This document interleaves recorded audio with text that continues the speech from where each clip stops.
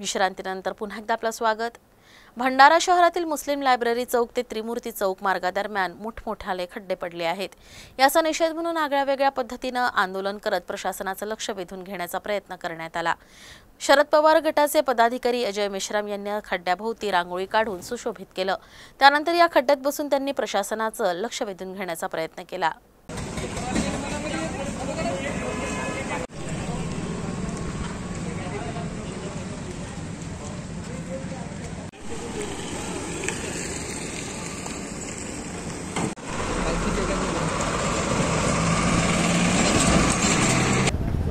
आचारसंहिता असल्यामुळे आम्हाला मोठा कोणताही आंदोलन करता येत नाही, परंतु जनतेचा जे जीव भंडारा शहरामध्ये गड्ड्यामुळे अनेक लोकांचे गेले आहेत ते बघता आम्हाला नालायक आम्हाला इथं बसावं लागलेलं आहे। शहरातले हा जंपडे कॉलेजचा रोड आहे, इथं वर्दळीचा रोड आहे।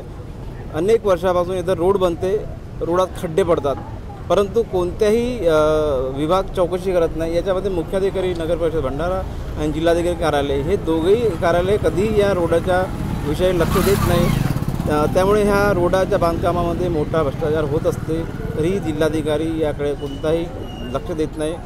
त्यामुळे आम्ही आज या भंडारा शहरात जे गड्डे पडले आहेत त्या गड्ड्याच्या पडलेल्या निषेधामध्ये आज आम्ही या शांतितेय मार्गाने इथे बसलेलो आहोत।